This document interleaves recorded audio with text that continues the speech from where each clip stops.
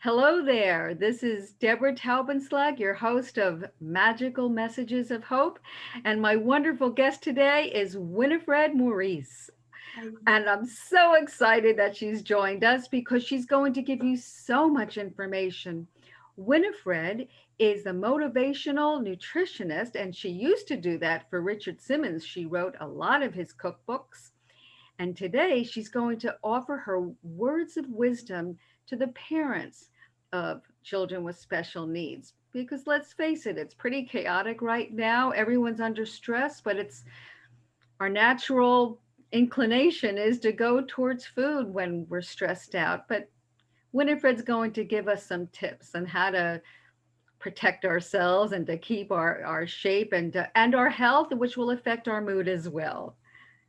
Go ahead, Winifred. okay, thank you, Deborah. I'm so excited to be here with you and to share whatever I can with the parents out there who are so stressed just normally, but at this particular time, even more so.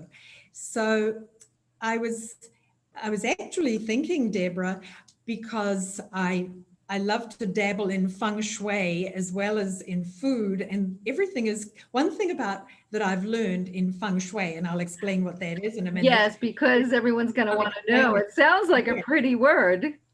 Is that everything is connected. So food and living and everything we're doing every day, everything has a connection. The word feng shui means, well, feng means wind and shui means water. And in Chinese, that means that we want to be protected from the wind and have access to the water. So in our environment, we want to be kind of protected and feel all snuggled in and safe in our environment. And so that means safe from all the bad foods in your fridge Yeah, and and safe cupboard. from safe, just feeling like even the corners on your furniture, if they're sharp and they jab you, that is not what is called good feng shui. And so you want to create a home that nourishes you, not only with food, but just looking around you. You feel, oh, this is my house. This is where I live because it recognizes me. When I come in my front door, I feel welcomed.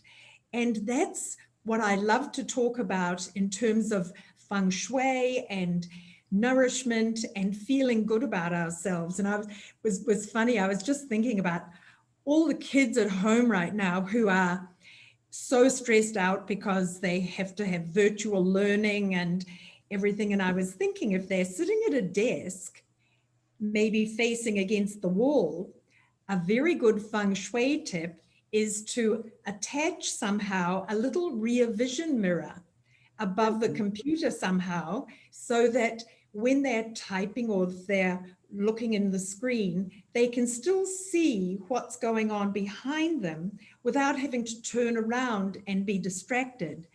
And that goes for anybody in a job situation working at a desk where their back is to the door. They need a little mirror to make them feel safe. And Interesting. when I'm talking about being nourished in your house, especially a special needs child needs to feel very safe Yes. in bed and in their bedroom. And so you want to look around and make sure that the bed is placed in a way that the child can see the window and the door. Or you don't want to be under a window. That doesn't feel safe to be. And I see a lot of beds in magazines and on TV shows against the window, and it just isn't a safe place to feel. So if it's possible to move the bed so that a child feels really safe and kind of in the power position in the room so they can see everything. Yes, that's very interesting. You're absolutely right. Because at the end of the day, when we're literally in bed, we want to be able to feel secure and safe. That's a Yes. really good idea. I've never thought about that. I'm thinking about like what my son's bedroom was like when he was a kid. Now, what about for the parents to feel calm and secure? Any ideas Well, about that? well, the same thing goes with the bed being in a place that's conducive to seeing everything around you. That's what it means about feeling safe in your home. And I think about sleep too, and that's connected with food, because if you eat um, too close to your sleeping time, then your sleep pattern is affected by that. So I always suggest to people that they stop eating at least 3 hours before they go to bed. And Deborah, I'll tell you one thing. We talk about You're right. I'm changing. thinking about, the late night snacking and when you're binge Yes. watching, you're right. You don't even realize what you're eating when you're binge watching. And that's unconscious Oh eating. yeah, it And is. so I like to say it's nothing to do with willpower, saying, oh, I'm going to be strong and I'm not going to do that. It's not will. If you rely on willpower, you are not going to be as successful as if you just make a decision. And a decision is different from willpower.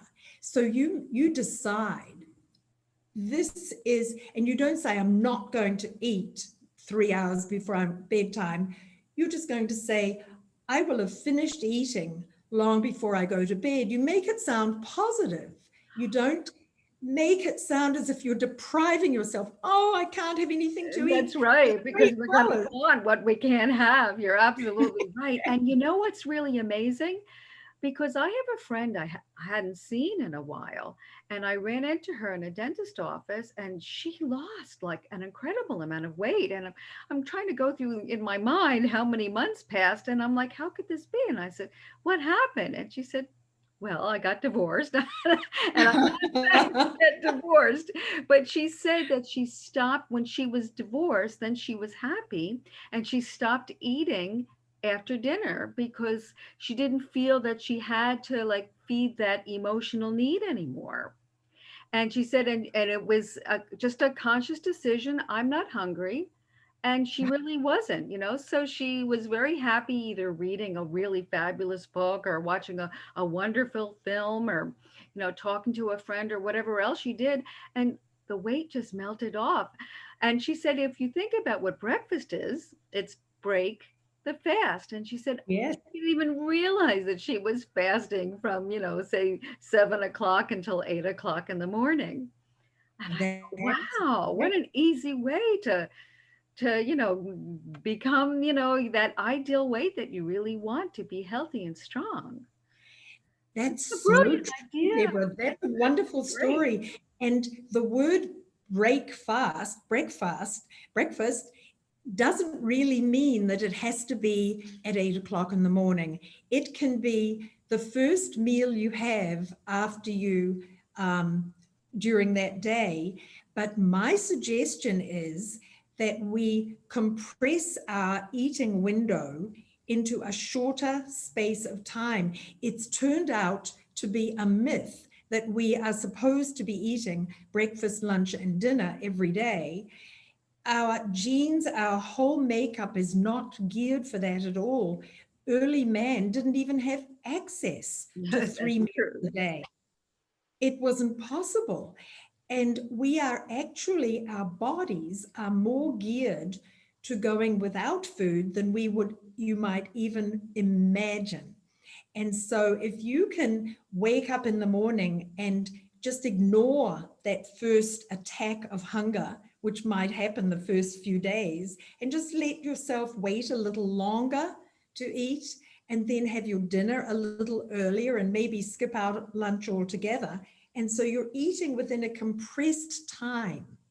And that is, not only does it strengthen everything in your body, it builds up, it makes your cells so much stronger Oh, when I they're not imagine so, receiving. because your body's not working so hard to digest whatever it is that you ate. Exactly. And a lot of our eating is simply habit. We're not really thinking. We just think, oh, it's breakfast time, it's lunch time, it's dinner time. And we're not tuned into our bodies and saying, am I really hungry right now? And so it can be just a fun experiment. It doesn't mean that you're being locked into diet prison or any kind of prison. It's just, oh, I think I'll just, okay, I'm a little bit hungry, but maybe I'll just have a cup of black coffee or a glass of water or something and just see how far I can go. And it's amazing how sharp your mind becomes because you're not processing all that food. You can get so much more done when you're not eating all the time. It's economical. It's an amazing way to be. What about the emotions? How does it affect the emotions? Well, I think it sharpens your mind and makes you feel a lot clearer. So when we're eating for our emotions, that's not healthy eating anyway. No. It really isn't, because we're usually choosing the wrong kinds of foods. So, And Winifred, what are the yeah. right foods that you would suggest, since you are truly a motivational nutritionist? So what foods are the ones that really can calm, the nervous system? I think that's what Well, we need now, blissful calm. yes, exactly. And I think that we all know that sugar is just so addictive and it's such an ingrained habit. And when I talk about grains, ingrained, we're just talking about grains of sugar. And so I say if we can just reduce those grains a little bit daily, like if you are still having some kind of sweetener in your tea or coffee, and I just like natural sweeteners, not like stevia, if you must have something like that, but none of the artificial sweeteners. They're just so foreign to your body. That's I right. just want people, right? I just want people to put real food in their bodies, just something that I used to say, if it has a one of those codes, a barcode, you shouldn't be eating it. But now even apples have a barcode, so That's true. so I can't use that anymore. But just eating as close to nature as possible. And oh, here's the thing though, you have to chew, because you have to, your digestive process actually starts in the mouth. And how often do we eat visually and just look at something and we don't even taste it? We just want that feeling of satiation in our tummies, and somehow we miss the chewing process. So you actually have a lot of digestive juices in your mouth. So you have to get used to chewing, and chewing slowly, and making mealtime be more relaxing. Not that, oh, well, I have to eat quickly because I've got to do this or that.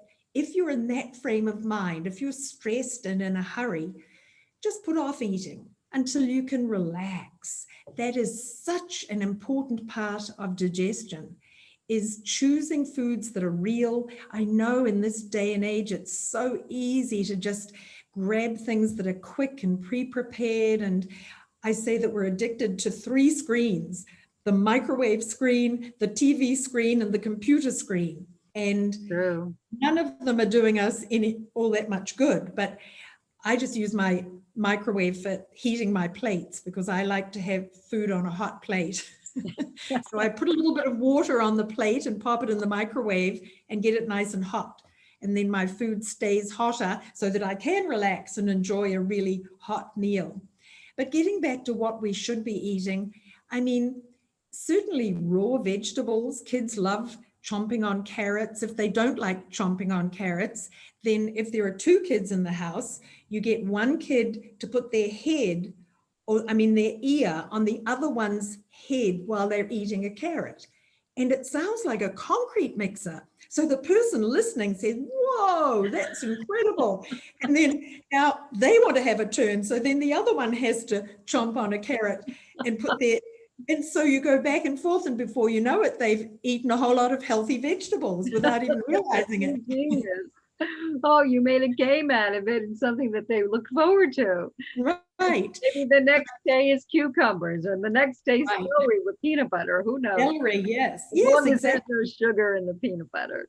Right, exactly. But Yes. for me, Oh, I like to roast a whole lot of vegetables on a big tray in the oven, just roast mushrooms and carrots and parsnips and sweet potatoes and Brussels sprouts and cauliflower and all of that stuff.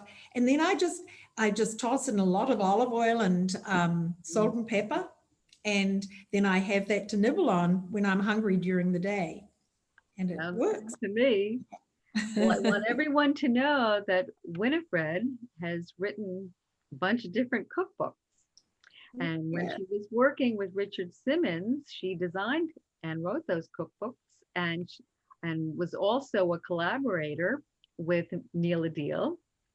And she even had her own cooking show back in the 70s on television.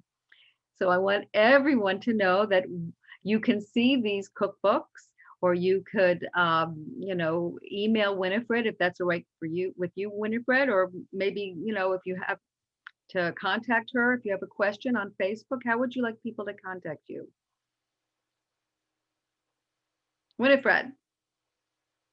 Oh, you froze. Oh, no.